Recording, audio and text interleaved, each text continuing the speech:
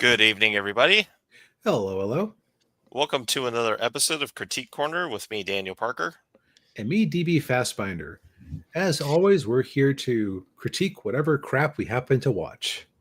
Indeed, yes, and if you're returning, welcome back. If you're new, when we critique stuff, we usually critique something that's new or new-ish or contemporary, with something older or classic, and of course, we usually have things that we've watched on our own that we like to review.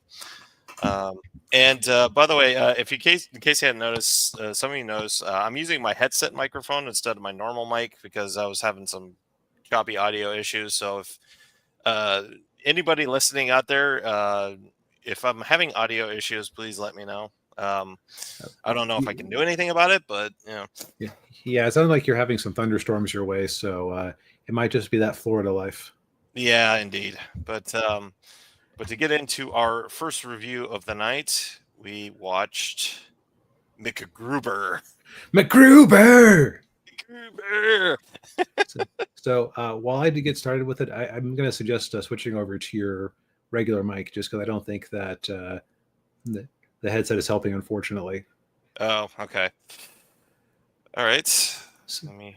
so MacGruber is one that I picked because it showed up on Netflix and it seemed okay. So SNL, kind of a big deal, or at least it used to be. And this was the end of an era because this 2010 comedy movie starring Will Forte and Kristen Wiig marks the last time that SNL spun off a movie to date. But I don't think that they're gonna try it again because I think this thing bombed pretty catastrophically. Yes, I've got the box. I've got the Wikipedia for all of the SNL movies up, and yeah, it pulled in 9.2 million on a budget of 10 million. So, Which that's not a. By now, it's broken even just off of a few physical sales, renting the movie out to do like Comedy Central, renting out to Netflix or whatever, but not exactly a stunning success. And also, I think it's because SNL, at least from what I've been able to tell with the clips I've seen recently, seems to have lost its ability to generate a character that could carry a movie like the Blues Brothers, Wayne's World. yeah, and yeah, exactly, and well, not only that, but like. But SNL is just not what it used to be. Let's be honest. Like, well, I mean, even in its heyday, like I challenge anybody to watch like a full episode of SNL, like uncut episode of SNL, and you probably find one, maybe two skits that were really funny in that one episode. The rest of them were blah. Right, bland to okay. I think I watched quite a few of the Chris Farley era ones and enjoyed them. It's also kind of based on the strength of the actors and just who the guest is. That's true. Yeah. Of all people, Taylor Swift had a really good one like 10, 15 years ago, back when she was dating the werewolf from Twilight. Oh, yeah. Well, I could, you know, who had the worst SNL hosting or did the worst job? Who's that? Steven Seagal. Oh, right, because he's a humorless guy who wouldn't let himself be the butt of any jokes, right? Right, exactly. But yeah, yeah, it is hard to like as you were saying, yeah, SNL, like they don't have nearly the talent that they used to, and so yeah, they haven't had anybody really create a character like some that could do a movie around like MacGruber.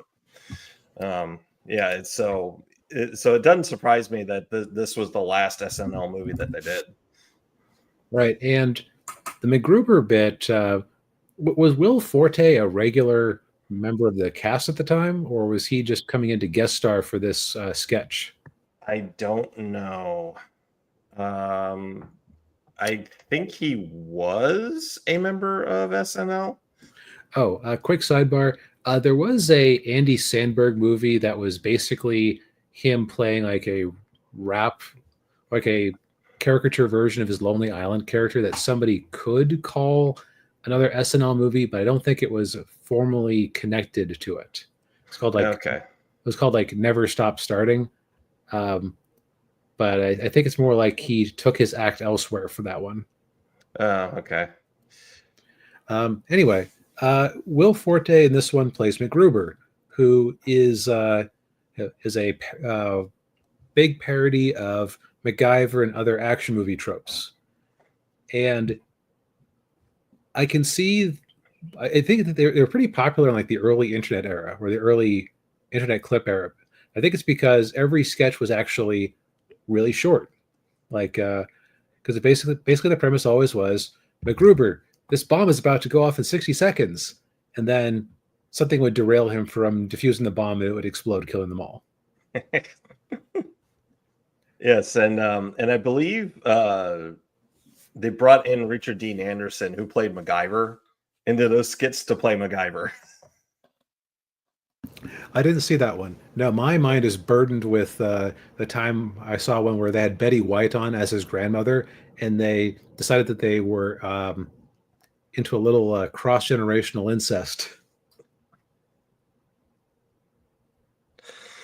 Oh, jeez. Yeah. But yeah. Yeah, This, You're right to ignore that without comment. yeah, yeah. Yeah. So in this particular movie, as DB pointed out, it's a parody of MacGyver and a lot of like '80s action movies. Particular, like the beginning of the movie is very much parodying Rambo 3, where they find him in the monastery, because that's what happens in Rambo 3 is they go to a monastery, and the colonel in the movie is obviously drawing inspiration from Richard Crenna in the Rambo movies. I'm going to just admit to being a Philistine who hasn't seen any of those yet. So I will take your word for it. But Okay. Even then, I got the general style parody. Yeah. So this movie is kind of Airplane-esque in that it does kind of commit to the insanity of everything MacGruber does.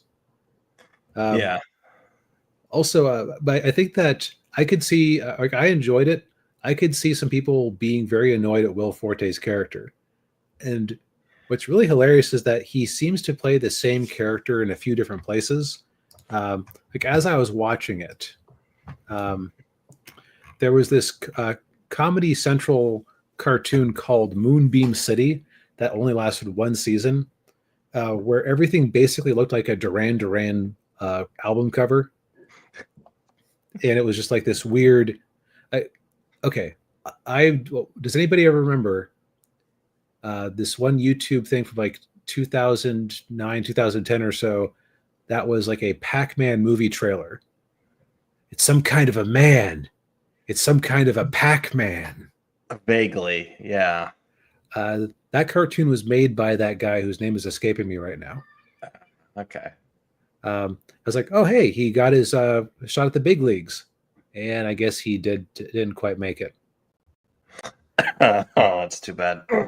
I would actually recommend that show to anybody who enjoys absurdist comedy. I bring it up because Will Forte is playing the exact same character as he played in that one, which is basically, I'm a big tough guy. Look at me, aren't I big and tough? The slightest bit of resistance, I'm gonna collapse. Please don't hurt me. Yeah. So, how much you enjoy the movie depends entirely on how much do you enjoy that dissonance. Yeah. Yeah. You mentioned Airplane, and I think the reason that movie worked so well was because all of the actors in that movie were like serious dramatic actors, and they just played it straight. And for the most, I mean, so aside from Will Forte and Kristen Wiig, like all of the other actors in this movie are all serious actors. Like Val Kilmer, who plays the villain, Powers Booth, who plays the colonel, and then Ryan Phillippe, who's there on the right, and he's this rookie agent that's been thrust onto MacGruber that he doesn't like. MacGruber doesn't like him because he's intimidated by him I more got the impression that he just thought that MacGruber was a huge goober. Oh yeah. Like, why are we wasting our time with this guy? Yeah. And that is actually one question I started having after a bit. Like, why did the colonel actually have a positive opinion of this guy besides so the movie can happen? Yeah.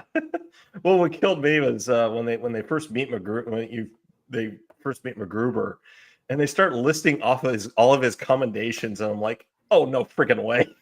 Yeah, it's like 16 Purple Hearts and 3 Congressional Medal of Honors, and yeah. Chesty Puller didn't get that many. Yeah. But like the basic kind of like plot of the movie is, so Powers Booth shows up. He plays what was his name? Colonel Faith. And it's because they want MacGruber. They're trying to bring MacGruber back because his arch nemesis, played by Val Kilmer, who's I don't think I can say his name on YouTube. Yeah. By the way, this is a very crude movie. It's an R and it earns that R. Oh yes. For me, when you said airplane, it's like Airplane meets Team America. Yeah. It doesn't quite do the Airplane consistency because you do have Ryan Phillippe over there constantly questioning what MacGruber is doing. Yeah. Like a totally Airplane style movie would have, everyone would have just accepted that that's how the world works. Yeah. Ryan Phillippe's character, I think, he's probably the audience. Yeah. He's the audience stand-in, like, oh my god, this guy's an idiot. Why were they? Yeah. Basically, overall of the plot, Val Kilmer has stolen a nuclear weapon. It's up to MacGruber and his team to stop them. Yes. And of course, his first team. Oh man. Okay, so it's a comedy.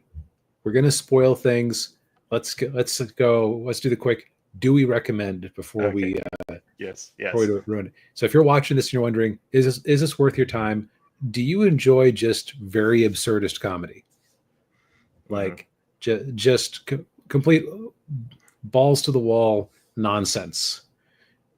Do you like it when things don't make sense in just the right way? Yeah. And also you're not put off by vulgarity or very crude, raunchy humor. Right.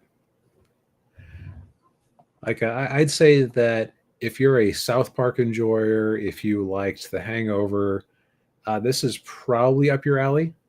Yeah. I would, if you haven't seen Airplane, I would still say, watch Airplane before you watch this, because Airplane is an unimpeachable classic. Mm-hmm. But this is definitely a good, well, I've already seen Airplane a few times. What's next? Yeah. I mean, I laughed at quite a few scenes, and yes, I got the absurdity that they were going for.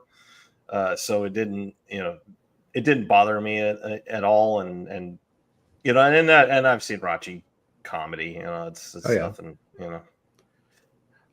Also, this is like perfect casting for Kristen Wiig, because she is so great at being the sincere character who's just like going along with whatever nonsense is thrown at her.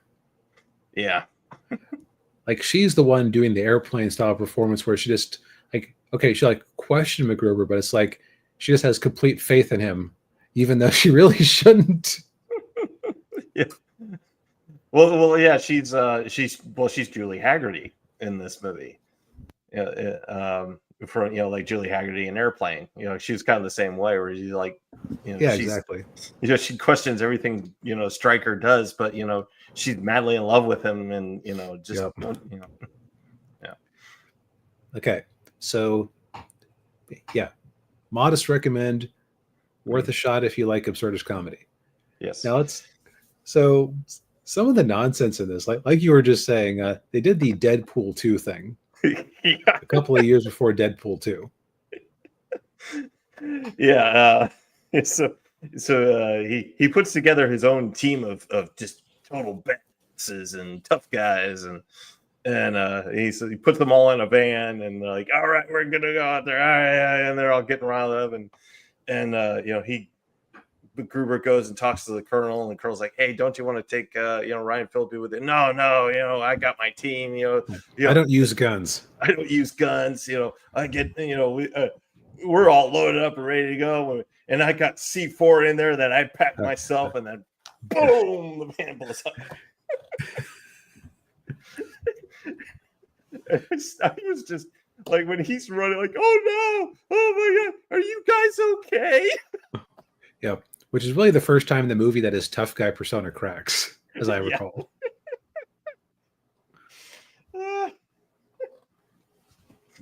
All right.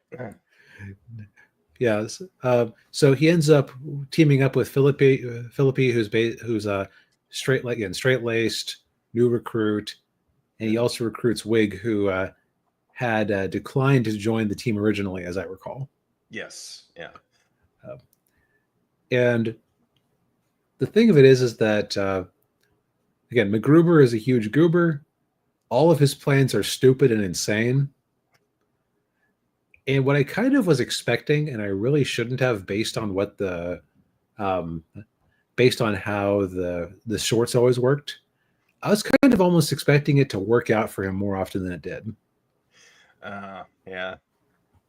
Like there's just things like the enemy thinks that he's dead, and so he proceeds to go into their club and announce his presence. Yeah. Talk about the colonel later. Well, whatever you do, don't let them see you. It's very important that they think you're still dead. That's a big advantage.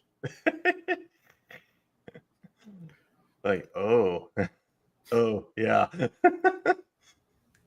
Yeah. The other movie that this kind of reminded me of too was Johnny English, where with Rowan Atkinson, where because like Johnny English, he tries to, he's kind of like MacGruber. He tries to act tough and suave and everything, but then something goes wrong, and he's just like, he's self-aware enough to know when something goes wrong. He's like, oh God, I just screwed that up. Yeah, except that MacGruber is kind of a contemptible fool who, he just is so. He has such a low self-esteem deep down that like the slightest bit of inconvenience and he just collapses and starts blaming everybody else. Yeah. There's one subplot where somebody honks at him or cuts him off or something in one scene, and he proceeds to write down the license plate over and over again, like a serial killer's diary. Yeah. And he like scribbles through the whole pad, and then has like a doodle where he's like taking a dump on the car. Yeah. The man is a big 13-year-old. Yeah. But yeah, I mean, there are definitely a lot of funny bits in there. There are a couple of I will say there are a couple of moments that where it was a little cringe. Yeah. Where it got a little too little too much with the raunchy humor. A little too stupid occasionally. Yeah. Yeah. The other thing I'll say is that so this whole thing through the whole movie is that I don't use guns. I don't use guns. Those are a coward's weapon, or those are a lazy weapon, whatever it was. Yeah. And then at the end, he just reveals, well, I don't know how to use guns. Oh, here, take this and point this at them. Oh, okay. Oh, I really like guns. Yeah. Well, Like, well, yeah. Go ahead. that's Sorry. that's kind of funny, but it's also like I don't know. I kind of almost wanted his nonsense to work at the end. You know what I mean? Like the Yeah. one time when it's in the clutch, his ridiculous devices actually do what they're supposed to do. Yeah. I was kind of hoping for that too. Yeah. Yeah. Where he's not totally incompetent. Yeah. Right. Yeah. But I guess that was the message of the movie, is that he was a total incompetence. So Yeah. there you go. Yeah. But yeah, this movie's on Netflix. In case anyone's interested. Yep. You can definitely have a worse time. Yeah.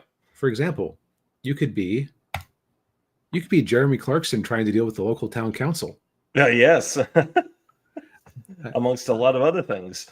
I saw someone on Twitter once say, haha, in England, we don't have HOAs. To which somebody replied, yeah, in England,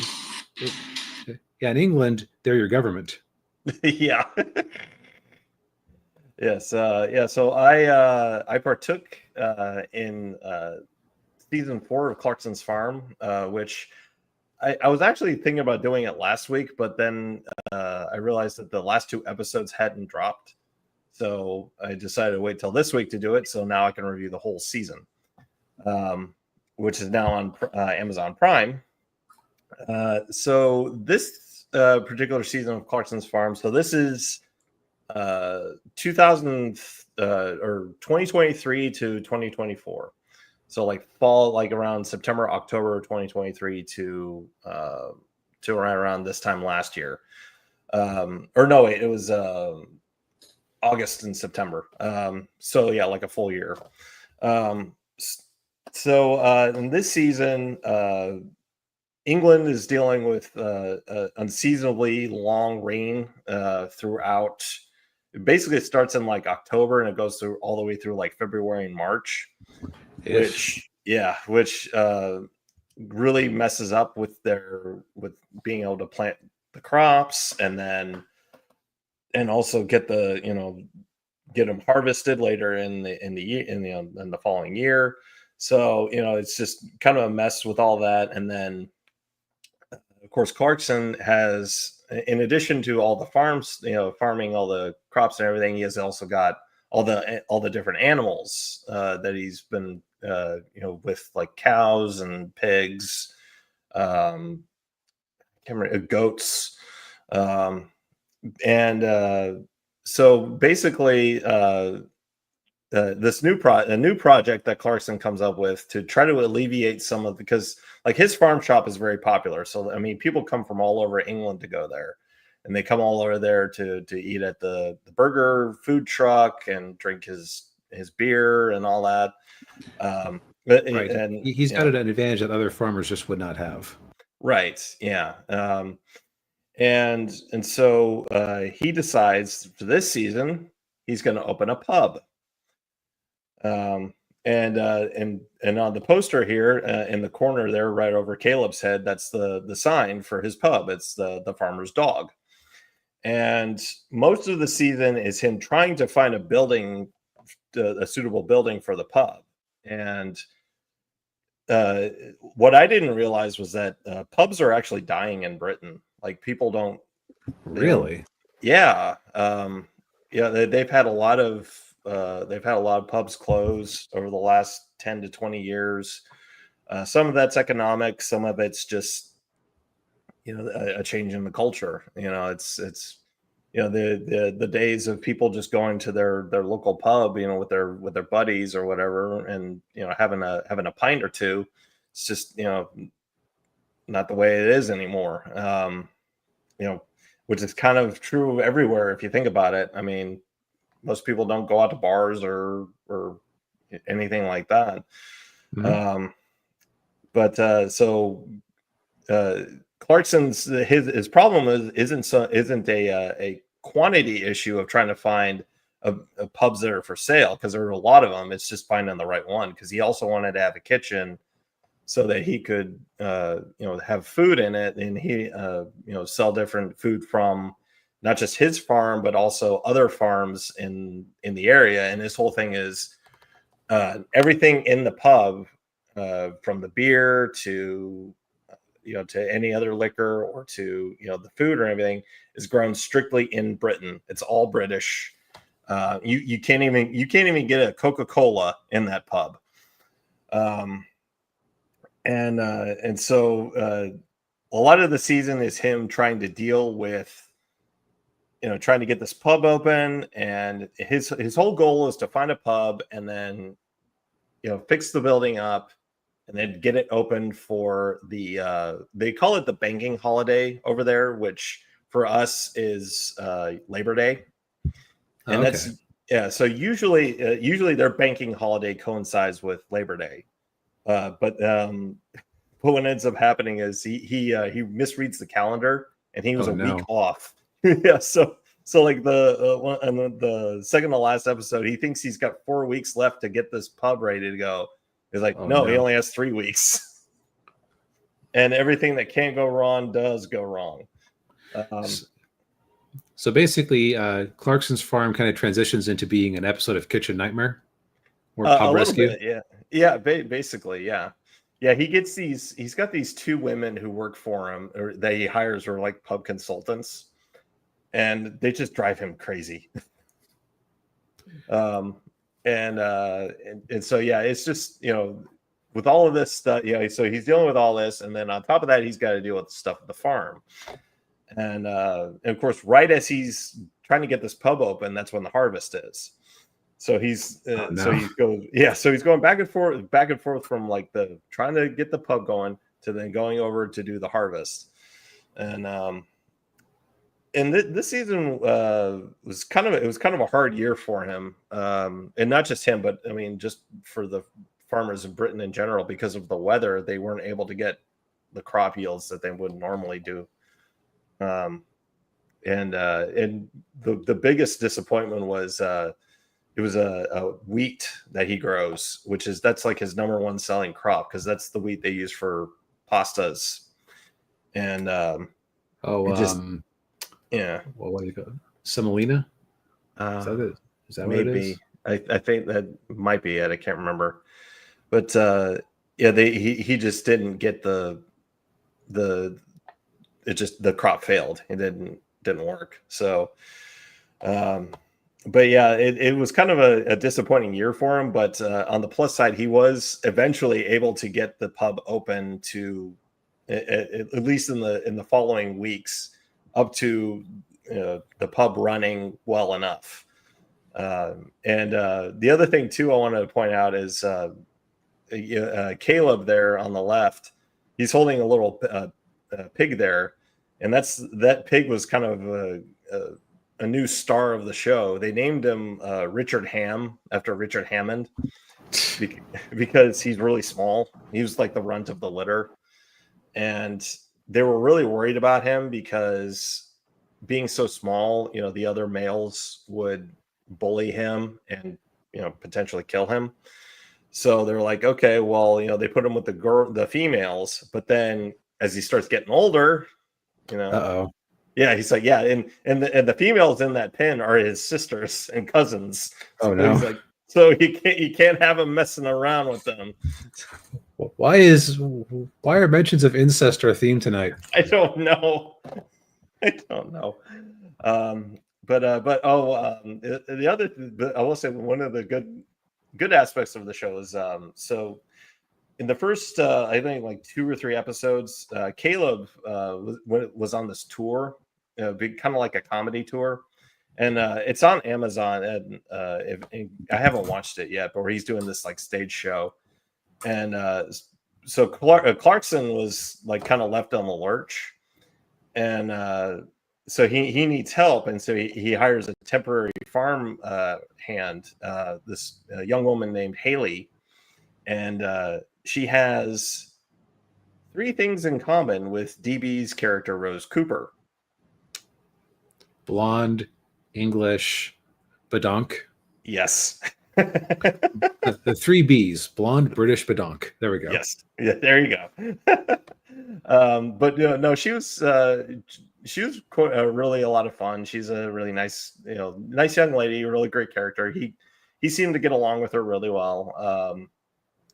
But part of the reason I mentioned that too is because when the previews started coming out, that Caleb wasn't in the first few episodes, and that they brought Haley in. Everybody thought that Caleb either was fired or he left the farm to go off on his own. And Clarkson had to put the kibosh on that right away and say, "No, Caleb hasn't left." He actually filmed a video, and he says he's right over there drilling in the field. It's like a Vietnamese hostage video. Yeah, proof of life.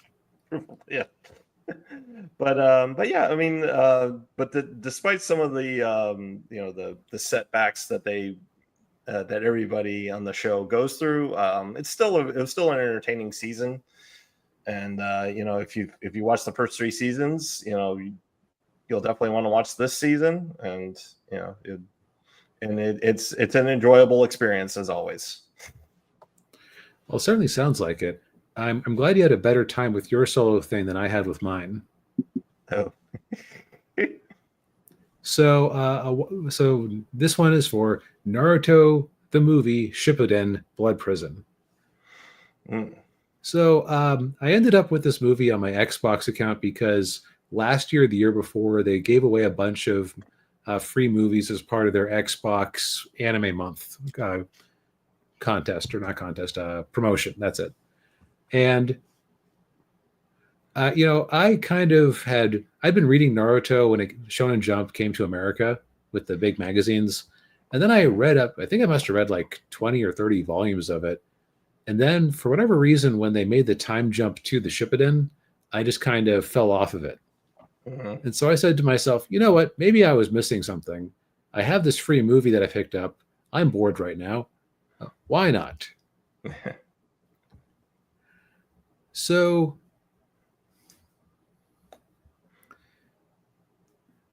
what I'll just say right away is that this blatantly fails the if you hadn't watched the show, would you have any idea what was going on contest or test? Because they use a lot of terminology from the show that even I didn't know exactly what it meant, but I figured it out from cultural knowledge and context. But and this one also. All right, so let me pitch you on this movie. Basically, somebody impersonates Naruto and commits some crimes, so that he is then sent to a special ninja prison, the Blood Prison, where the warden has this power that he can use to block somebody's ability to use chakra, which is their version of magic, basically. Okay. And so a normified Naruto has to try to prove his innocence and escape. That is not a bad premise at all when you get down to it. It's kind of perfect for a one-off movie because you can introduce new characters who can just be one-offs. You can you take the character out of their normal context, which in Naruto's case is being a member of the Hidden Village or Hidden Leaf Village ninjas. And so, if you just want to go do something different, because they've done a couple of movies by this point, why not? Where it kind of fails, first off, Naruto as a whole, actually not as a whole, Naruto, after like the first couple of seasons, kind of developed a reputation for some, maybe blunt, some garbage tier animation. I was more of a manga person than an anime person with it, so I've only seen clips, and every series is going to have some fails. Like look at the first season of Dragon Ball Super. But the emphasis, I think what was going on with Naruto was you had a particular directorial emphasis on movement over detail. So it's like the characters could move very fluidly, but they'd look like weird Muppet people. Muppet people is wrong. They look like sacks of fluid moving around at times. Like I don't know quite how to describe it. Oh, jeez. I've seen some bad moments. and which is odd because you'd kind of expect a movie that presumably was released in theaters, if it followed the normal pattern for these things, to get the A treatment, right? Right. But no, even if I think of its contemporaries, individual episodes of Bleach I've seen, actually most individual episodes of anything from 2011, 2012 that I've seen looked better than this. Mm. Like the line work wasn't especially great, and the color palette was really dull, and not in a way where they're trying to emphasize the starkness of the prison. Because if you'd had like a more vibrant color palette in the opening scene where he where he, he was being impersonated and then imprisoned, that would have actually been a really neat touch. But no, I think they just I think it wasn't. Now this is well after they had kind of figured out how digital paint worked in anime, so I don't know what the excuse is. Laziness, probably. Yeah, yeah. Um, the other thing I'll say about it is that the overall story was not especially engaging. The overall premise is that. And also, I found myself asking some very key questions early on, like, okay, if this guy has this power that can seal another user's chakra as long as he lives, why isn't he out there conquering the world? Uh, And the answer is that his village had once actually conquered the world, but but their secret weapon somehow turned on them the Paradise Box, which is clearly supposed to be like a Pandora's box type thing. yeah. Turned on them, or yeah, and so the village ever since has been trying to make the hidden flower village, hidden grass village, great again. And the way they do that is they sacrifice the chakra of powerful people to unlock the door where the Paradise Box is held. And one of these included the warden's son, who was the best friend of this woman here with the do-rag. Okay. This woman with the do-rag, who in the English dub at least had an exceptional, or had a noticeably feminine voice and looked very feminine, was apparently pretending to be a guy so she could be a prisoner there. Like that was a complete failure of art and voice directing. Yeah. Oof. But yeah, it was just kind of had like a dull pace, and also I know that this is going to be a controversial opinion online that I've never heard anybody express before, but Naruto is kind of an annoying protagonist. Yeah, I have heard that. Yeah.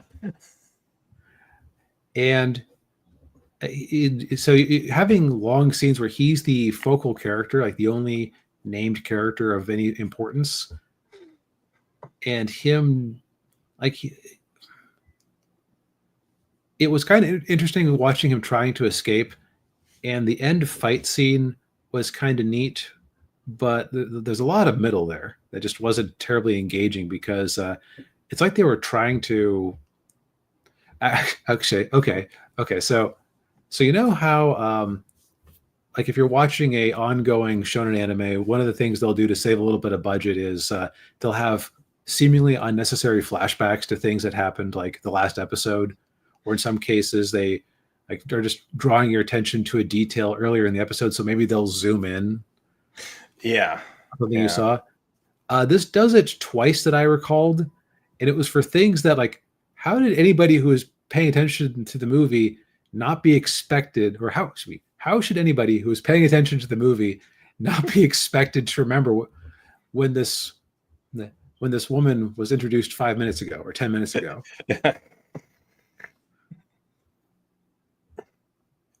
Yeah, that can be a little irritating, and when you watch certain anime, like it's they say something, and then like 2 minutes later they're like they just flash back to them repeating it again. Oh, okay.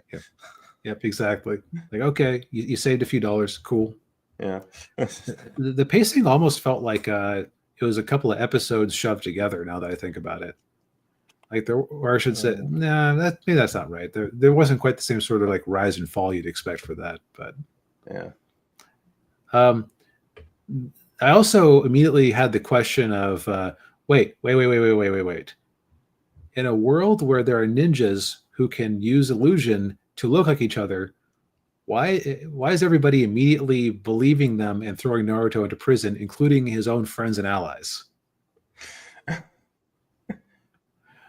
Like, no trial. There isn't even when the trial of Naruto could have been a funny scene in its own. Wow. Hey, I guess the people in this show were so irritated with Naruto they just wanted to get rid of him, and without a trial or anything. Yeah, it kind of seemed like that. They did explain it at the end when the entire supporting cast showed up to help him out with the last fight against the beast inside of the Paradise Box, and they revealed that. Well, no, the reason that we didn't tell you is because we knew you couldn't keep a straight face, so you had to believe that you were being arrested. Because they basically said, "Well, we know he didn't do this." But these other villages are saying that they saw him doing it. Clearly, somebody is setting him up to try to take him to this prison. Let's find out why. Which that's a lot of pain to put the guy through. Yeah, it is. Jeez. So like I say, it redeems itself slightly in the last battle. Though, okay, there's a character I didn't get to in this show called Killer Bee. Yeah. Who I basically knew from cultural osmosis, because I don't think that I got to it in the series proper, or maybe I did, I just forgot, that Naruto could summon a giant frog. And it makes sense that other people could summon other things. This Killer Bee guy, who's actually over here, at least I think his name is Killer Bee, he has a summon too.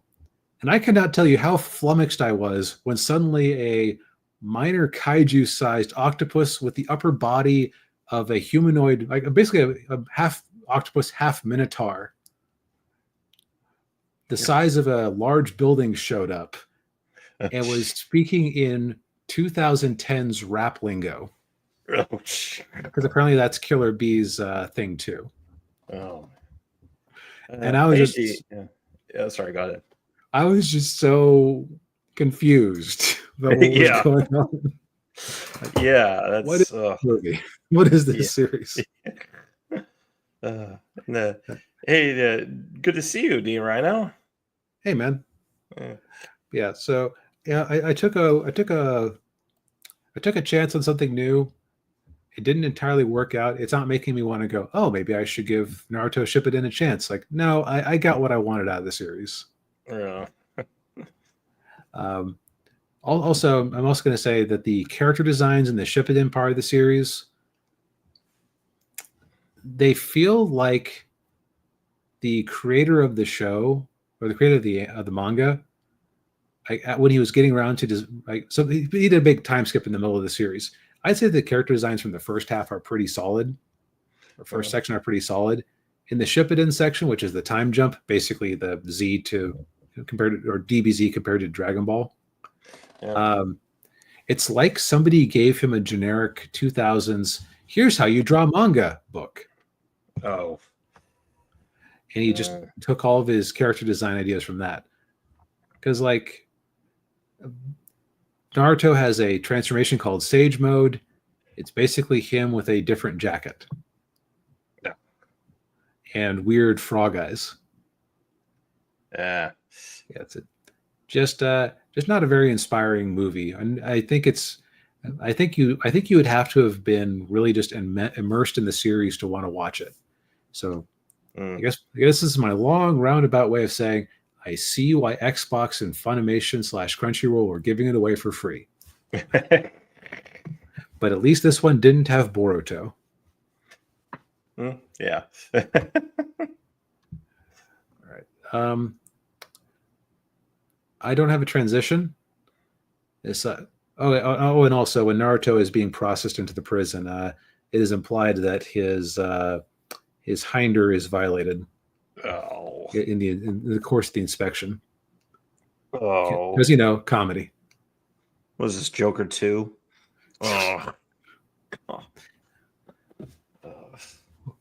I don't know about that, but you did give me an actual transition to our final and best movie of the night. There we go. Batman Returns. Yes. Which I'm going to admit, lifelong Batman fan, I had never seen this before. Which, that's surprising to hear. Although up until a couple of years ago, you hadn't seen the first movie in this series. Oh. Yeah, so I think that it's just a case of a lot of the movies I watched as a kid were kind of dictated by what would my mom and sister be willing to sit in the room and watch. I did catch a little bit of this on TV once, so it's like some of the scenes were familiar. But I think it's because when this came out, I was 7. Mm-hmm. And if my mom wouldn't have been eager to take me out to go watch the first one,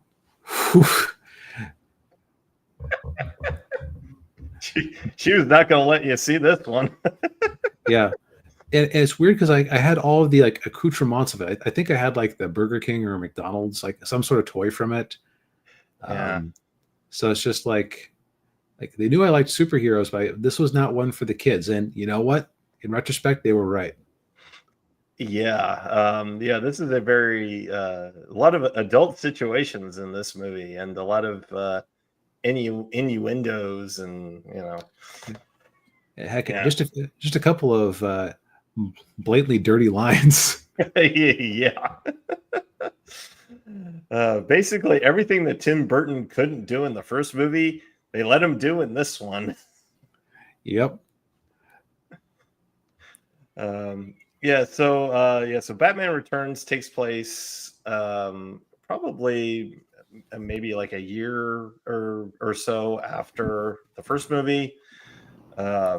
Yeah, Batman is definitely a known quantity by the police and everyone else. Yes. And it's Christmas time, which I guess makes this a Christmas movie. No, you've talked about this before. No. Yeah. To be a Christmas movie, it has to actually engage with the themes of Christmas or the holidays, which this does not. The Christmas is a window dressing. You could have had it be set at Halloween. It would have basically been the same. Yes, indeed. So at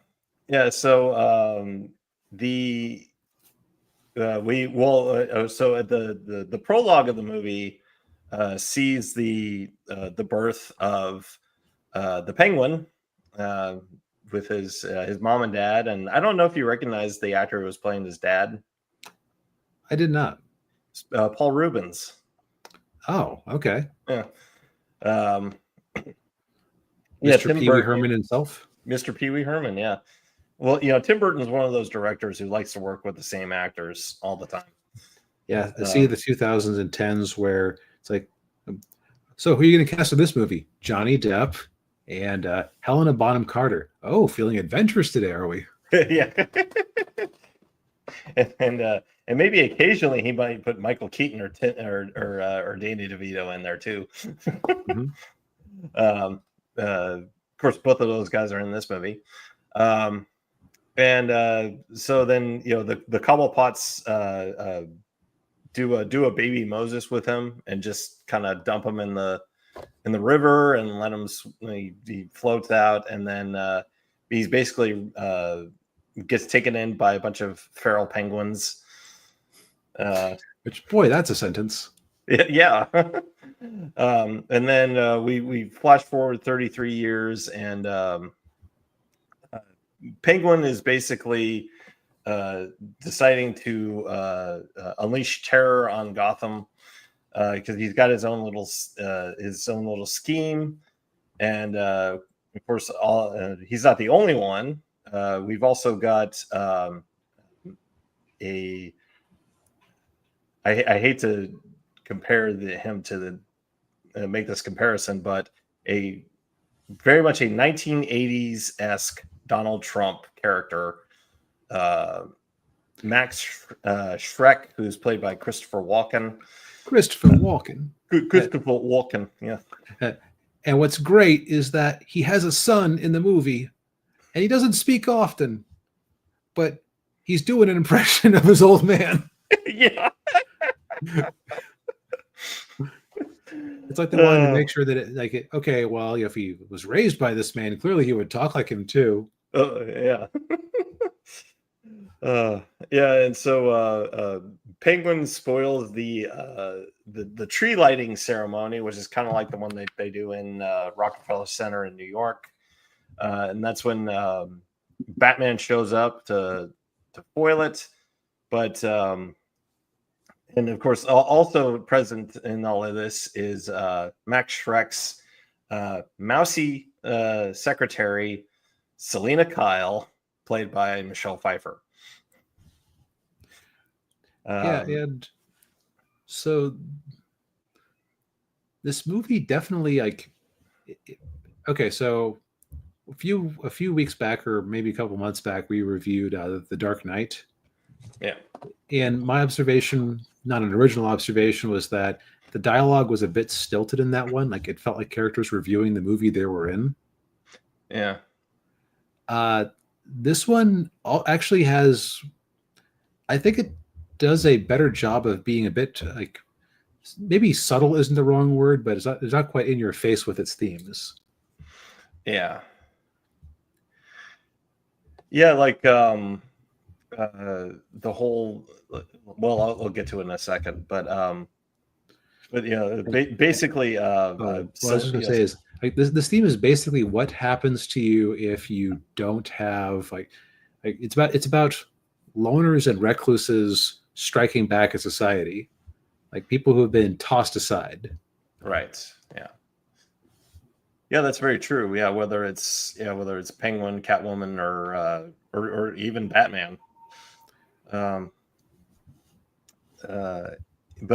so Penguin then starts working with Max Shrek, and because Max has a power plant that he wants built, but of course everybody is telling, the mayor of Gotham and Bruce Wayne are all telling him, well, Gotham actually has a surplus of power. That we don't need another power plant, but it actually doesn't do what it's actually not. It doesn't generate power. It steals power. Right. It siphons and stores it. Then the plan is to have it release power when the grid demands it, which I don't know that would technically work for any length of time. Like, yeah, I don't think so either. Like, it seems to me like it would almost be easier just to make a proper power plant and then export the excess to the nearby cities, or use it to like bring in other industries. Like, say, aluminum refining requires a lot of electricity. So if you have a lot of excess power, hey, there you go. Generate some industry. Yeah. But of course, like this thing is kind of a cartoon. So yeah. Like, okay, like in the first 20 minutes or so, I kept really questioning everything. Then after a bit, the spell just kind of came over me. It's like, okay, I get it. This is a cartoon. Toss aside my real world thoughts about how I would handle things. Like, just go along for the ride. Yeah. And this is a movie where a theoretically ordinary woman survives being thrown out of a building by her boss when she finds out about this scheme. Yeah, it's only for her to be brought back to life by a bunch of feral cats. Yeah, she just snaps. And I gotta say, her downfall is, by the way, we're just gonna go full spoiler thing, because I'm probably the last person in the world who would have an interest in this movie who hadn't seen it yet. Yeah.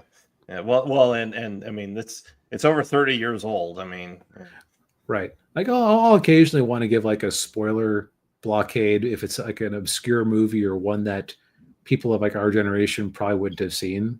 Yeah. But no, I'm the one who's late to the party here. It's all right. But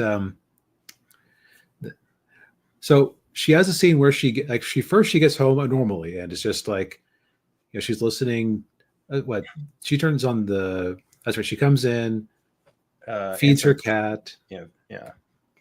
puts away her things, listens to her voicemail messages, and it just goes about her night. Hmm. Then then she has her fall, and she comes back, and her acting in this is great, where she is just like completely out of it. Like she has snapped. Yeah. Like that was like she was kind of already holding on by a thread with the stresses of her life, but being thrown out of that building surprisingly had a big impact on her. Yeah. Yeah, it literally broke her. Yeah, and I had never noticed this until I just watched it again. But like that whole sequence just reeked of feminism. Yeah, like that. That's definitely like one of the themes of this movie is just like I guess the crap women have to put up with. Yeah. There's also just a lot of nice subtlety with the set design. Like, so she has this neon sign on her wall that says "Hello there" in her apartment, and after she has her mental breakdown, sews her Catwoman costume, and goes out the window, some of it is burnt out, and it says "Hell here." Yeah. Well, and also too, like when she's like destroying her apartment, like she gets rid of anything that's like the remotely girly or feminine. Right. Like like she stuffs all her stuff, her plushies in the garbage disposal. She smashes the dollhouse, and she paints, she's spray painting black everywhere over the pink walls and everything. Yeah. That must have been fun to direct and act. Yeah. Oh yeah. And then from a certain perspective, Catwoman kind of takes the back seat for most of the rest of the movie. Penguin is definitely the heavy here. Oh yeah. Because Penguin, he basically stages this whole scene where he rescues the mayor's baby, and then he becomes, he goes from being the ugly penguin man living in the sewers to being the city hero. And he's putting on this show of I just want to know who my parents are, and I want to find them. Yeah. But he has ulterior motives, obviously. Yeah. And this feels like this was the movie that Danny DeVito was born to play. Oh yeah. Like they did, between his performance, the costuming, the makeup, the prosthetics, like he is just so monstrous in every way. Oh yeah. But he's also like oddly pathetic too. Oh yeah. Yeah, and he did a very good job of selling the whole, like he wants to be like part of the of the upper world, but you can tell he's not, he doesn't really belong. Just not just because of the way he looks, but the way he's acting. Like that scene when he's just eating a raw fish. Right. While Shrek is trying to put him up to run for mayor so he can have his puppet. Yeah.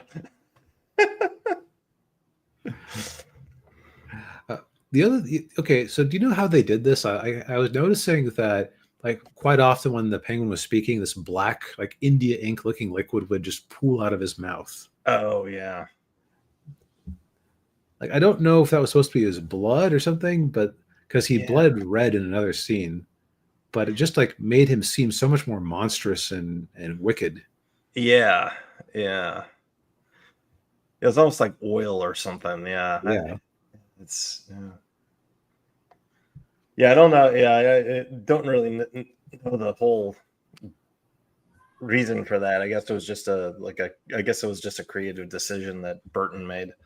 Yeah, it definitely works. It's very imaginative. In fact, just the set design in general, everything in this movie is just put together so well. Like you've got real penguins mixed in with. I looked this up to see how they did it. So for the big emperor penguins, all the penguins were actually bigger than a real life penguin of the same size or the same species would have been. Yeah. It's like for the big emperor penguins, they had like a little person inside while puppeteers handled the movements of the flippers and head. Okay, that makes sense. Yeah, I'd rather have that than CGI, to be honest. Oh, definitely. It makes it look much more interesting. Yeah, yeah. And I'm noticing that we're not really talking about Batman at all. Yeah, because Batman really isn't in the movie that much. Yeah, like Or at least he doesn't have much development. He's almost more like he's Michelle Pfeiffer's love interest than the other way around. Yeah. Yeah, he pops in like, every now and then to, when Joe, or when not Joe, when Penguin is doing something, or or when he's having his little, flirtations with Catwoman. But yeah, most of the time, like, yeah, you don't get any, he doesn't get any development. He doesn't get, you don't get any more of his backstory or anything. He's just kind of reacting to everything that's going on around him. Right, which isn't entirely inappropriate for a superhero who you've already introduced in the first movie. Yeah. Amusingly, just like you mentioned Vicky Vale in passing, but how it didn't work out. Yeah. Yeah, and then and Alfred's talking to him about security because of they have to fix the Batmobile, and he's like, "Oh, you're talking to me about security? Like, who let Vicky Vale into the Batcave?" Yeah, so this definitely assumed you had seen the first movie, which, given the gross of the first movie, is a reasonable assumption. Oh yeah, yeah. Like we're still living in the world that movie made from a superhero perspective. Oh yeah, yeah, yeah. It was definitely groundbreaking. Yep. This movie is also pretty rich in symbolism. Like I noticed that Catwoman was dropped or fell like by all three of the males in the movie, like the three male characters. Yeah, she was. Like she just, I guess her superpower is that she could just drop as many times as she needed to. Yeah. Although at least when Batman dropped her, she landed in kitty litter. Yes, saved by kitty litter. Also, Batman wasn't really trying to kill her. Although Batman does just outright murder somebody in a horrific way in the opening fight scene. Yes, he does. Are you thinking of the same one I am? Yeah. The flamethrower. Oh man. Or the guy with the dynamite. That too. Oh yeah, I forgot about that one. Yeah. I was thinking. Yeah, this is not a no-kill rule Batman at all. No, it's not. No. Although he's less murdery than Ben Affleck. That's true. Speaking of, you're talking earlier about how CGI would have done a lot of these worse. There are a lot of scenes with the Batmobile where they did actually have some primitive CGI, and boy, 1992 CGI is rough. Yeah, it is. Yeah. Oh yeah. You mean the when he puts the armor up on the Batmobile? Yep. Oh yeah. There was a minor continuity error, or at least like I would expect Batman to have noticed this. So he parks, puts the Batmobile in basically defensive mode where it gets this shell armor around it. Then Penguin's minions show up, disable the armor, put a remote control device in there, and when he gets back, the armor has not been replaced. I thought it had been. I might have to watch it again, but I thought that when he showed up at the car was just sitting there normal. Uh-oh.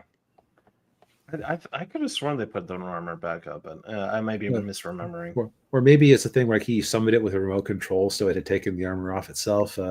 Yeah. Well, there's worse excuses to watch this movie again. Yeah, that's true. Like, there's a lot of visual symbolism and just other symbolism here. Like just for example, so Penguin is basically evil Moses because he's abandoned in the like thrown into the river in the dead of winter.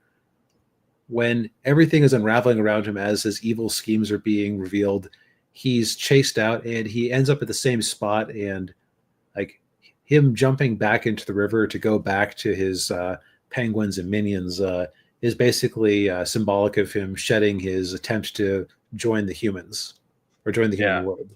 Yeah. Yeah, and trying to remember. Well, when they were pelting them with tomatoes and lettuce. Yes. Why does someone always bring tomatoes and lettuce to this thing? These things. Yeah, and I would say that's very much Burton's style. Like, yeah, Burton's very big on symbolism. If you go back and like look at basically every movie he's ever done. Yeah. So yeah, I think that I should have watched this sooner. I just luck of the draw that I didn't, and I just never got around to it. Yeah. Well, I would say having seen it as an adult, I do have a greater appreciation for it than I did when I was a kid. Because I will admit, a lot of the really raunchy lines and innuendo when I was 7 years old when I first watching it, zoom, Yeah, right over my head. Oh yeah, and I'm sure that Michelle Pfeiffer activated a few people's interests. Mm-hmm. Yeah. She from what I hear, that had to be sewn on her, her costume. Like she couldn't put it on. They had to be sewn on her every single day. That is dedication. Oh yeah. And the scene in the department store where she's knocking the heads off the mannequins with the whip. Mm-hmm. She did that in one take. Wow. Yeah. Hope she got a big paycheck. Oh yeah. I'm sure she did. Yeah. But yeah, I mean, this is a great movie. It's better than I remembered it being, and I think it's a shame that Burton didn't get to do more Batman movies.